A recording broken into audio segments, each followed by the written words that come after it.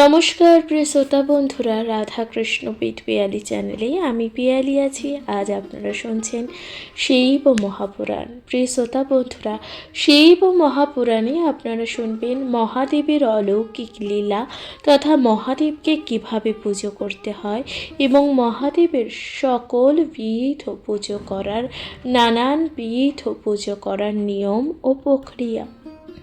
মহাদেবকে কিভাবে তুষ্ট করতে হয়, মহাদেবের কিভাবে আরতি করতে হয়। এছাড়াও আপনারা শুনেছেন মহাদেবের সহস্রতম নাম।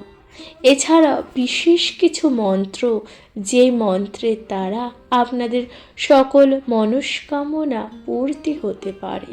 তাহলে শুনতে থাকুন মহাপুরাণ। মহাপুরাণে আপনারা শুনতে চলেছেন বিভিন্ন উপাখ্যান, মহাদেবের নানান পুজো করার কাহিনী আপনারা শুনেছেন বা শুনতে চলেছেন। আজ আপনারা শিব উপাখ্যানের মধ্যে শুনতে চলেছেন একদন্ত গজানন, অর্থাৎ এই যে শ্রী গণেশের একদন্ত গজানন হওয়ার যে কাহিনী, এর পেছনে থাকা পৌরাণিক উপাখ্যান তা আপনারা শুনতে চলেছেন। অবশ্যই শুনতে থাকুন মহাপুরাণ। আপনাদের কাছে বিনীত অনুরোধ, ভালো লাগলে লাইক করবেন এবং সাবস্ক্রাইব করে দিয়ে পাশে থাকবেন। আপনারাই সব কিছু, আপনাদের পাশে থাকা যা একান্তই কামনা করি। আপনারা পাশে থাকা যা খুবই গুরুত্বপূর্ণ।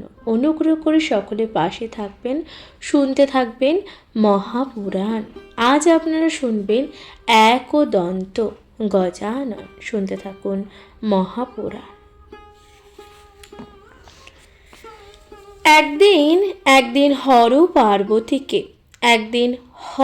পার্বতীকে দর্শন করবার জন্য মহর্ষি যমদগ্নির পুত্র পরশুরাম কৈলাসে গমন করলেন। অর্থাৎ কি বলছেন দেখুন, একদিন হর পার্বতীকে দর্শন করবার জন্য মহর্ষি এই যে যমদগ্নির পুত্র পরশুরামকে কৈলাসে গমন করলেন। কৈলাসের দ্বারে ছিলেন নন্দী আর ভৃঙ্গি। এবার কি বলছেন দেখুন, বলছেন কৈলাসের দ্বারে ছিলেন কে? নন্দী আর ভৃঙ্গি। ত্রিশূল ছাড়িয়া করে দ্বারের রক্ষণ, অর্থাৎ ত্রিশূল তারা ছেড়ে করে দ্বারের রক্ষণ, অর্থাৎ দ্বার পাহারা দিচ্ছেন। পরশুরাম বললেন, দ্বার ছাড়ি, আমি ভিতরে যাব। আমি শিবের শিষ্য, গুরুদর্শনে যাব। সেই দ্বারের একটু ভেতরে দাঁড়িয়ে ছিলেন কার্তিক ও গণেশ। তাহলে ওই দ্বারের ভেতরে দাঁড়িয়েছিলেন কার্তিক ও গণেশ। পরশুরাম তাদেরকে দেখে প্রণাম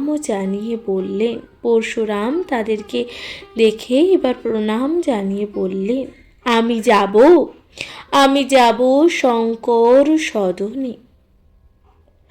জনক জননী পদে করিয়া প্রণাম, এখনই ফিরিব আমি।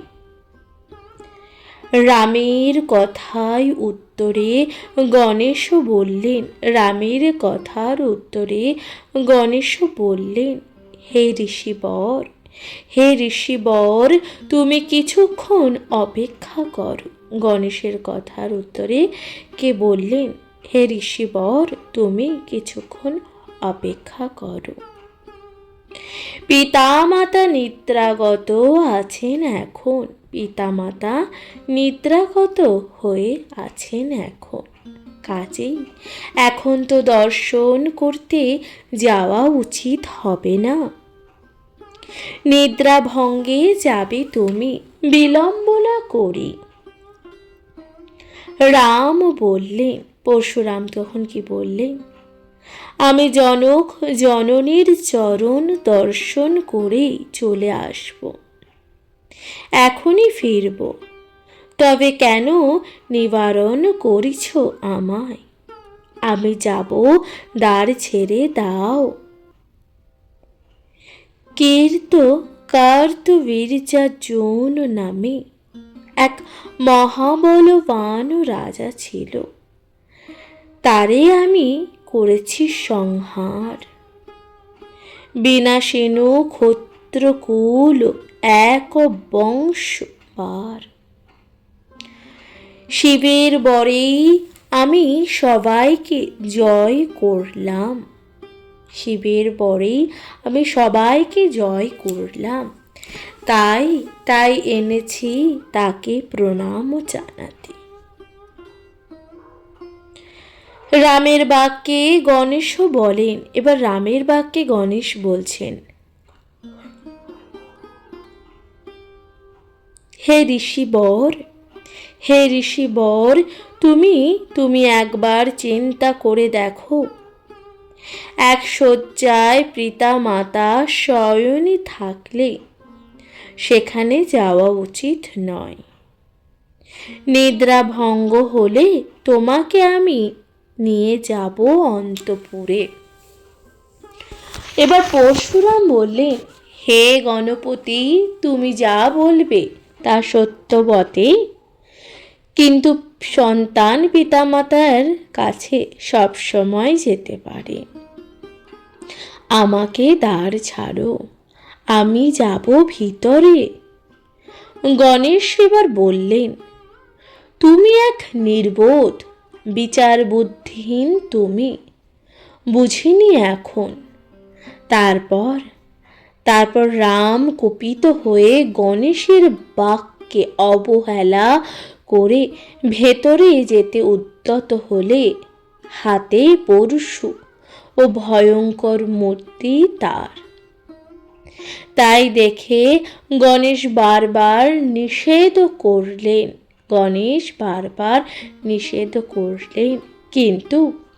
কিন্তু পরশুরাম শুনলেন না তার কথা। তখন বাধ্য হয়ে গণেশ তাকে হাত ঘিরে বাধা দিতে লাগলেন। রাম তাকে ঠেলে ফেলে দিয়ে হলেন অগ্রসর। তারপর শুরু হলো ঠেলাঠেলি ও হুড়োহুড়ি। রোষ ভরে রাম মারলেন গণেশের মাথায় পরশু। মাথা সরিয়ে নিলেন গণেশ। তখন সেই পরশুর আঘাত লাগলো গণেশের একটি দাঁতের ওপর। উপরে পড়ে গেল সেই একটি দাঁত। অচেতন গজানন পড়েন ধরায়। সৃষ্টি হলো মহাকোলাহল। সকলেই হাই হাই করে উঠলেন। হর পার্বতীর ঘুম গেল ভেঙে। তাড়াতাড়ি শয্যা ছেড়ে এখনই বাহিরে এলো। অচেতন গণেশকে পড়ে থাকতে দেখে শিব তাকে কোলে নিলেন। শিবের স্পর্শে গজানন লোভিল চেতন। জিজ্ঞাসা করলেন, কে তোমার এমন দশা করলেন? কার্তিক সেখানেই দাঁড়িয়েছিলেন। তিনিও বহুবার পরশুরামকে ভিতরে ঢুকতে নিষেধ করেছিলেন। এখন শিবের চরণে প্রণাম করে আত্মপ্রান্ত সবই কথা বললেন। সকল ঘটনা শুনে মহেশ্বর চিন্তিত হলেন। এবার সকল কথা শুনে মহাদেব চিন্তিত হলেন। দেবী পার্বতী অঝরে কাঁদতে কাঁদতে থাকলেন। দেবী পার্বতী তখন অজরে কাঁদতে লাগলেন, কি দোষে করিল মম পুত্র গণপতি। অতঃপর কার্তিকের মুখে শুনি সব বিবরণ। সহসা পার্বতী ক্রোধে জ্বলিল তখন। দেখলেন পাশেই দাঁড়িয়ে আছে পরশুরাম নত মুখে। গর্জনের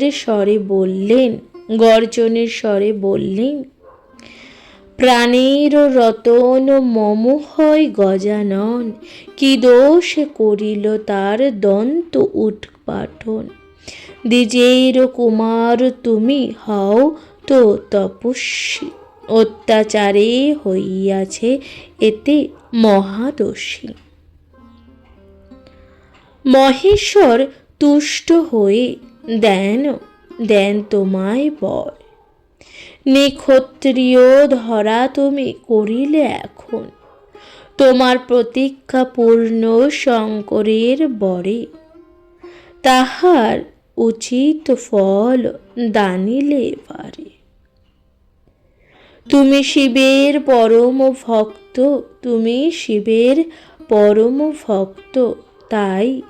তাই গণেশ তোমাকে ক্ষমা করল। তা না হলে গণেশের আঘাত করে এত শক্তি কার। এই কথা বলেই দেবী ভয়ঙ্কর মূর্তি ধরে পরশুরামকে মারবার জন্য উদ্যত হলেন। হাতে একটা ত্রিশূল। দেবীর এমন মূর্তি দেখে রাম থতমত হয়ে কাঁপতে লাগলেন। নিজেকে রক্ষা করবার জন্য তিনি নারায়ণের স্তব করলেন, কহে প্রভু রক্ষা করো মধুসূদন। তখন পরশুরামকে রক্ষা করবার জন্য বিপ্রবেশ উপস্থিত হলেন বিশ্বপতি। অতিথিকে দেখে সকল অনুচরকে প্রণাম করলেন। তারপর অতিথি বললেন, হে মহেশ, তোমায় পরম ভক্ত পরশুরাম, তবে দেবী করে কেন ইহারে নিধন। হে দেবী তুমি আমার কথা শোনো। তোমার দুই পুত্র কার্তিক, গণেশ যেমন আর এই রাম তেমন, তাই 3 পুত্র তোমার। তিনের সমান ভাবে করিবে দর্শন। অতিথির কথায় দেবী হলেন শান্ত। তারপর অতিথি সেই ভিগুরামকে বললেন, ব্রাহ্মণের পুত্র তুমি তপস্বী আবার, গণেশের প্রতি তব একই ব্যবহার। এখন দেবীর কাছে ক্ষমা ভিক্ষা চাও। এই কথা বলেই অতিথি বিপ্র অদৃশ্য হলেন। তখন রাম করজোড়ে দেবী পার্বতীকে বহু স্তব-স্তুতি করলেন। স্তবে পার্বতী তুষ্ট হলেন। তখন দেবী মিষ্টি ভাষায় বললেন, হে রাম, আমি তোমার স্তোত্রে তুষ্ট। আমার বরে তুমি হবে অমর। তোমার কখনো মৃত্যু ভয় থাকবে না। যে কাজ করবে তাতেই জয়ী হবে। সবার সঙ্গে সমরে জয়ী হবে। দেবীর এখন বর পেয়ে রাম মহা খুশি। ভক্তি ভরে গজাননের পূজা করলেন। কেবল তুলসী ছাড়া আর সকল পুষ্প ও নানান উপচার গজাননের পুজিলেন রাম। তারপর সবার কাছে বিদায় নিয়ে চললেন আপনার ধাম। প্রিয় শ্রোতা বন্ধুরা, তাহলে আপনারা শুনলেন এই যে শ্রী গণেশের একদন্ত হওয়ার যে কাহিনী বা উপাখ্যান, আপনারা তা শুনলেন। প্রিয় শ্রোতা বন্ধুরা, শিব ও মহাপুরাণ আপনাদের কেমন লাগছে অবশ্যই আপনাদের মূল্যবান মতামত দিয়ে জানাতে ভুলে যাবেন না, কমেন্টে লিখতে ভুলে যাবেন না। একেবারেই হর হর মহাদেব। সকলে পাশে থাকবেন, ভালো থাকবেন, শুনতে থাকবেন মহাপুরাণ। এর পরবর্তী উপাখ্যানে আপনারা শুনতে চলেছেন মহাদেবের লিঙ্গ পূজার তত্ত্ব। শুনতে থাকুন মহাপুরাণ।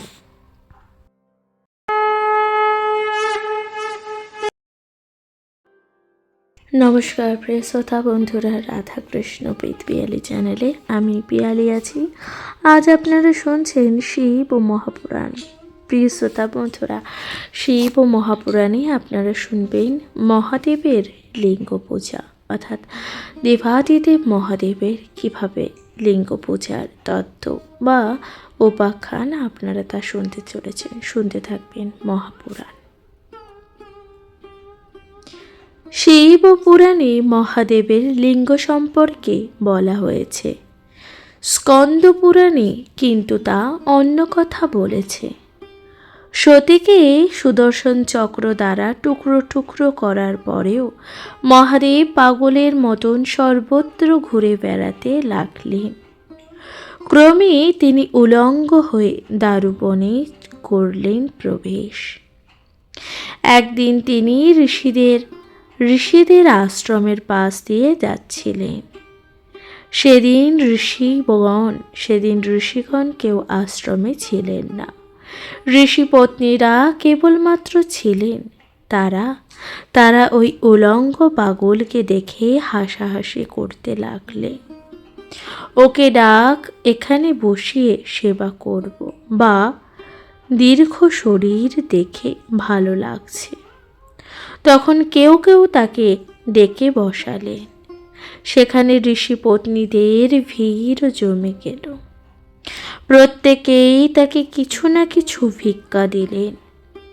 কেউ আবার লজ্জা ত্যাগ করে বললেন, কে আপনি? এমন উলঙ্গ হয়ে এসেছেন কেন? শিব বললেন, আমি মহেশ্বর। বর্তমান সতীর সঙ্গে আমার বিচ্ছেদ হয়েছে, তাই আমি দিগম্বর হয়ে ঘুরে বেড়াচ্ছি। সতী ছাড়া কোনো রমণীতেই আমার রুচি নেই।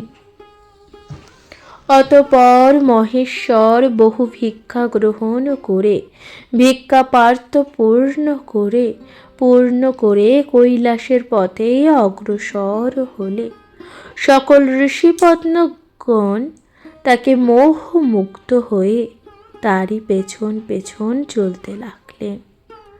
পতি ও পুত্র কন্যা গৃহকর্মাদির কথা তো তারা ভুলেই গেলেন। এমন সময় মুনি ঋষিগণ নিজ নিজ আশ্রমে ফিরে এসে দেখলেন আশ্রমে তাদের পত্নীগণ নাই। তারা চারিদিক খোঁজ করে দেখতে পেলেন সমস্ত পত্নীগণ শিবের পিছু নিয়েছেন। তাতে মুনি পত্নীগণ খুবই রেগে গিয়ে অভিশাপ দিলেন, তুমি দেবাদিদেব মহাদেব হয়ে আমাদের পত্নীগণকে হরণ করলে, কাজে তুমি ক্লীব হও।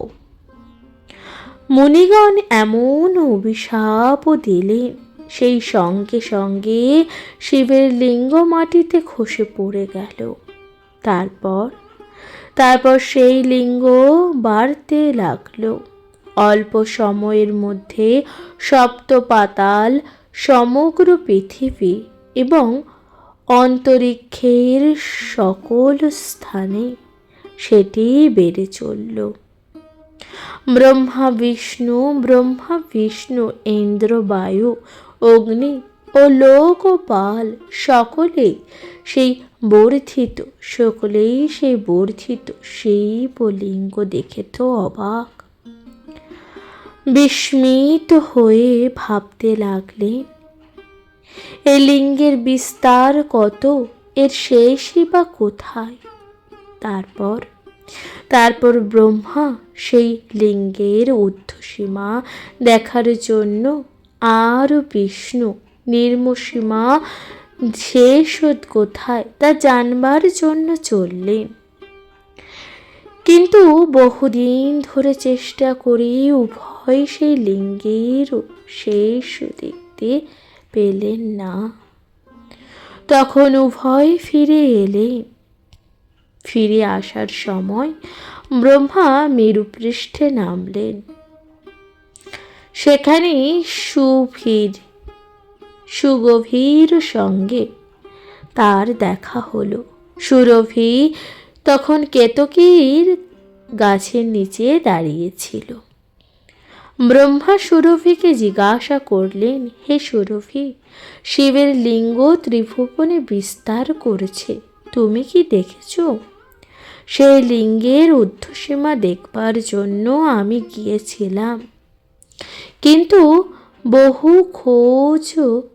খোঁজ করেও দেখতে পেলাম না, তাই ফিরে যাচ্ছি। দেবতারা আমাকে জিজ্ঞাসা করলে আমি কি উত্তর দেব? এখন আমি যদি মিথ্যা কথা বলি তারা বিশ্বাস করবে না, তাই তোমাকে অনুরোধ করছি, তুমি যদি মিথ্যা সাক্ষ্য দাও তাহলে আমার সম্মান বাড়ে। ব্রহ্মার কথায় সুরভি রাজি হলেন, সেই সঙ্গে কেতকীও। ব্রহ্মা তখন আনন্দে দেবতাদের কাছে গিয়ে মিথ্যা বললেন, আমি লিঙ্গের উপরিতল দেখে এসেছি। অপূর্ণ সেই লিঙ্গের মস্তক, সেই লিঙ্গ বিশাল, বিমল ও সুদৃশ্য। ব্রহ্মার কথা শুনে দেবতাগণ তো স্তম্ভিত। এদিকে পাতাল থেকে ফিরে এসে বিষ্ণু বললেন, অনেক জায়গায় ঘুরলাম, অতল, বিতল, সুতল, অনাতল, মহাতল, রসাতল, এমনকি পাতালেও গেলাম, তারপরেও স্থান শূন্য বলে মনে হলো আমার। কিন্তু সেই লিঙ্গের মূল, মধ্য কিংবা অন্ত বা শেষ কোথায়, কিছুই যে আমি দেখতে পেলাম না। এখন আমি বুঝতে পেরেছি মহাদেব যে লিঙ্গরূপী, তিনি জগতে ধারণ করে আছেন। তার লিঙ্গের কথা দেবতা বিষ্ণুর মুখে শুনে সেই তথ্যকে সত্যি বলে স্বীকার করলেন। তখন বিষ্ণু হাসতে হাসতে ব্রহ্মাকে বললেন, হে ব্রহ্মা, আপনি যদি লিঙ্গের মস্তক দেখে থাকেন তাহলে এই ব্যাপারে কেউ কি সত্য সাক্ষী দিতে পারবে? বিষ্ণুর জিজ্ঞাসার উত্তরে ব্রহ্মা তখন ব্যগ্রভাবে বললেন, এ ব্যাপারে আমার সাক্ষী আছে সুরভি আর কেতকী। তখন দেবতাগণ সত্য উদ্ঘাটনের জন্য সুরভি ও কেতকীকে ডাক দিলেন। তারা মিথ্যা সাক্ষী দিয়ে বললেন, ব্রহ্মা লিঙ্গের মস্তক দেখেছেন। কেতকী ফুলের দ্বারা লিঙ্গের পূজাও সম্পূর্ণ করেছে। সহসা সেখানে দৈববাণী হলো, হে দেবগণ, সুরভি ও কেতকী যা বলল সব মিথ্যা কথা। ব্রহ্মা কখনোই লিঙ্গের মস্তক দেখেননি। এই লিঙ্গের আদি অন্ত কিছুই যে নেই। তখন দেবতাগণ সুরভিকে অভিশাপ দিলেন। হে সুরভি, তখন দেবতাগণ সুরভিকে অভিশাপ দিয়ে বললেন, হে সুরভি, তুমি যে মুখে মিথ্যা কথা বলেছ, সেই মুখ সর্বদা অপবিত্র থাকবে। হে কেতকী, তোমার পুষ্প সুগন্ধ, কিন্তু আজ থেকে তোমাকে দিয়ে কেউ শিব পুজো করবে না। সেই দৈববাণী ব্রহ্মার উদ্দেশ্যে করে বললেন, হে ব্রহ্মা, তুমি কি জন্য মিথ্যা কথা বললে? এই অপরাধের জন্য কেউ তোমাকে পুজো করবে না। দেবতাগণ সেই দৈববাণী শুনে মনে করলেন স্বয়ং শিবই এই অভিশাপ বাণী উচ্চারণ করলেন। সেই থেকে সকলে শিবের স্তব স্তুতি করে ভক্তি ভরে লিঙ্গ পূজা প্রচলন করলেন। প্রিয় শ্রোতা বন্ধুরা, তাহলে আপনারা শুনলেন এই যে মহাদেবের কিভাবে লিঙ্গ পুজো হয়েছিল, অর্থাৎ দেবাদিদেব মহাদেবকে কিভাবে লিঙ্গ পুজো করা হয়েছিল, বা লিঙ্গ পূজার প্রতিষ্ঠা কবে থেকে আপনারা তা শুনলেন। শিব উপাখ্যান, অর্থাৎ এই যে শিবলিঙ্গের মহাদেবের লিঙ্গ পূজার উপাখ্যান আপনাদের ভালো লেগেছে আশা করি। ভালো লাগলে অবশ্যই আমাকে কমেন্ট হয়ে জানাতে ভুলে যাবেন না। চ্যানেল প্রথমবার হয়ে থাকলে অবশ্যই পাশে থাকবেন। এর পরবর্তী উপাখ্যান আপনারা শুনতে চলেছেন শ্বেত রাজার উপাখ্যান। শুনতে থাকুন মহাপুরাণ।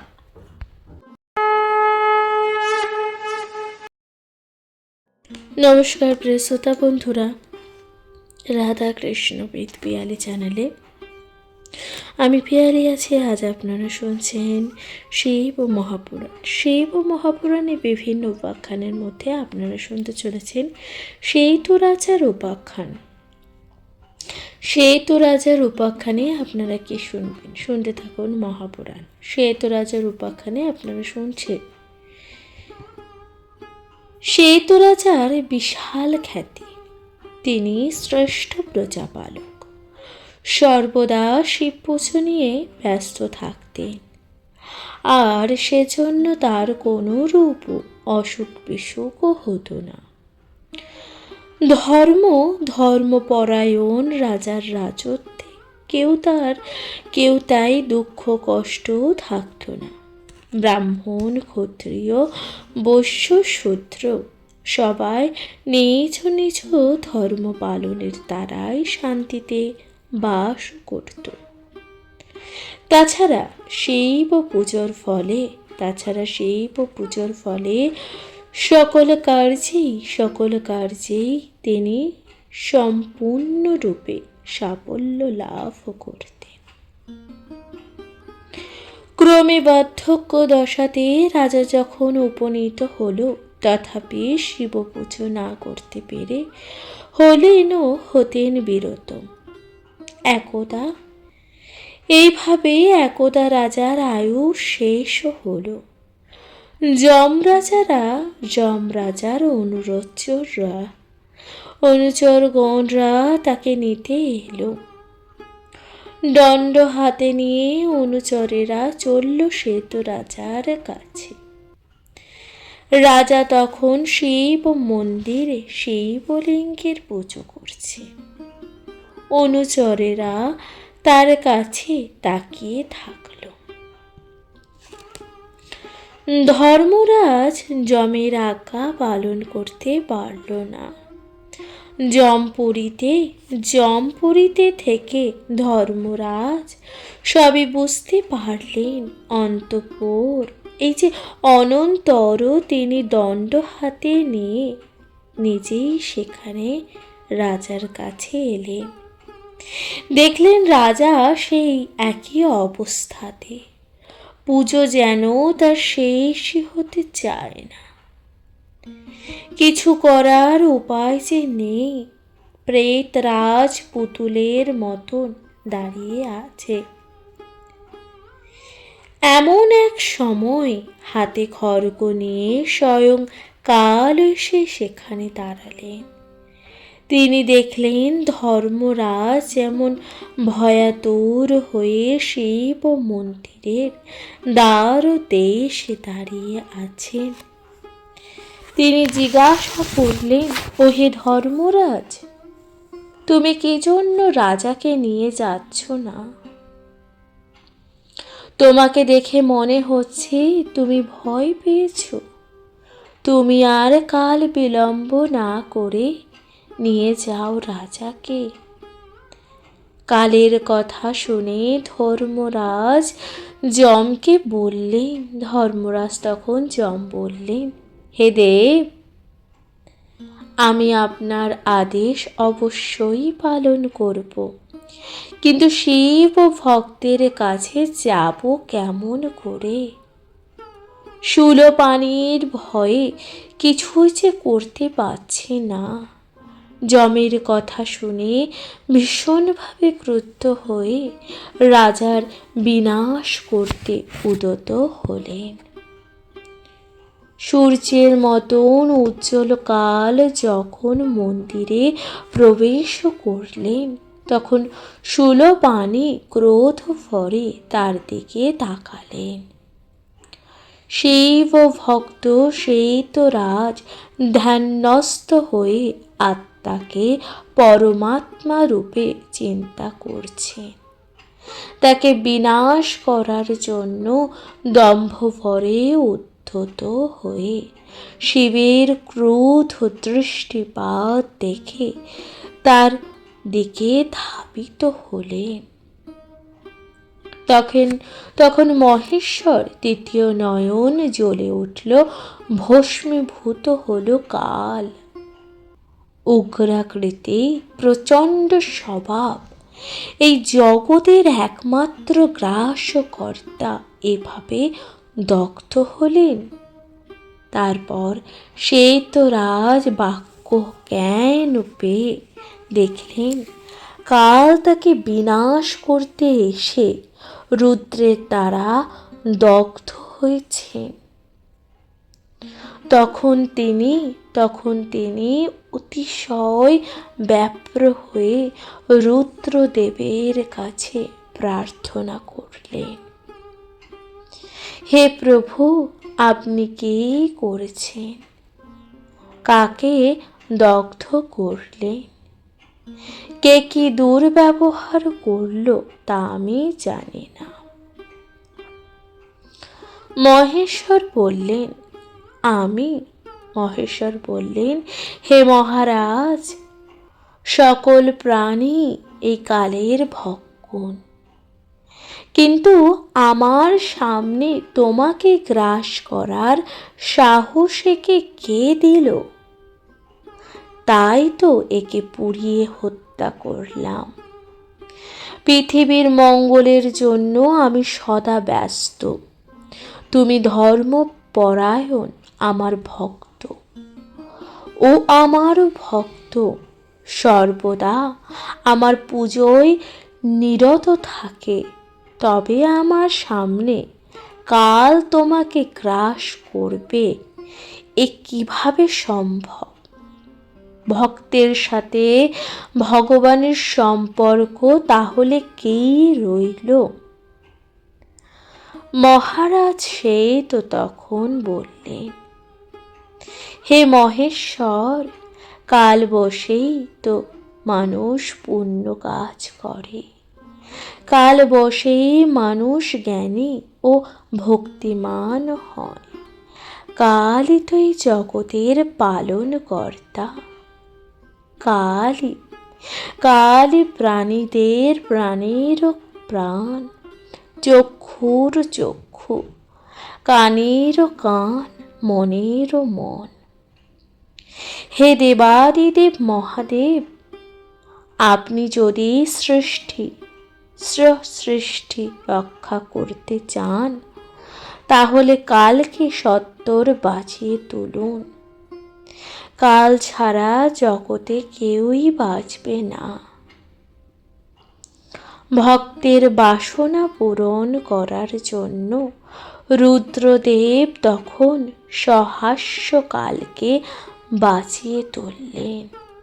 সেই সঙ্গে কাল সহ যমদূতগণ শিবের স্তব স্তুতি করতে লাগলেন। তস্मै নমঃ পরম কারণকারণাম দীপ্তে জল জ্বলিত পিঙ্গল লোচনায় নাগেন্দ্রহারকৃত কুণ্ডল ভূষণাম ব্রহ্মেন্দ্র বিষ্ণু বরদান নমঃ শিবায়। এরপর মহাকাল শ্বেত রাজাকে উদ্দেশ্য করে বললেন, মানব জগতে আপনার সমতুল্য ব্যক্তি তো কেউ নেই। ত্রিভুবনে অজেয় যে মহেশ্বর, তাকে আপনি জয় করেছেন। আমি চরাচরে বিশ্বকে সংহার করে আমার ভয়ে ভীত সমগ্র ভুবন, আমাকে অতিক্রম করার সাধ্য ত্রিভুবনে কোনো প্রাণীরও নেই। সেই আমাকে আপনি বশীভূত করলেন। আপনার ধর্মপরায়ণতা, একাগ্রতা ও ঈশ্বর ভক্তি ত্রিভুবনে চির অমর হয়ে থাকবে। তখন শ্বেতরাজ ভক্তি ভরে বললেন, হে প্রভু মীন মনীষ গুণধারীর প্রতীভ, হে কাল, আপনি রুদ্রের পরম রূপ, আপনি সর্বপূজ্য। যারা আত্মনিষ্ঠ তারা আপনাকে ভয়ে শিবের শরণাপন্ন হন। তারপর যম মৃত্যু সেই তো রাজার স্তোত্র পাঠ করলেন এবং দূতগণ বললেন, যারা জটা ও রুদ্রাক্ষ ধারণ করে কিংবা যে জন ভয়ে বা জীবিকার জন্য শিবের নাম কীর্তন করে, তারা শত পাপী বা দুরাচারী হলেও তাদেরকে কখনো আমার এই নরকে আনবে না। সেই অবিনশ্বর মহাদেব কালকে দগ্ধ করে যে মহারাজ শ্বেতকে অভয় দিয়েছিলেন, সেই শ্বেত রাজা দেহান্তে শিবের সাজস্য মুক্তি লাভ করলেন।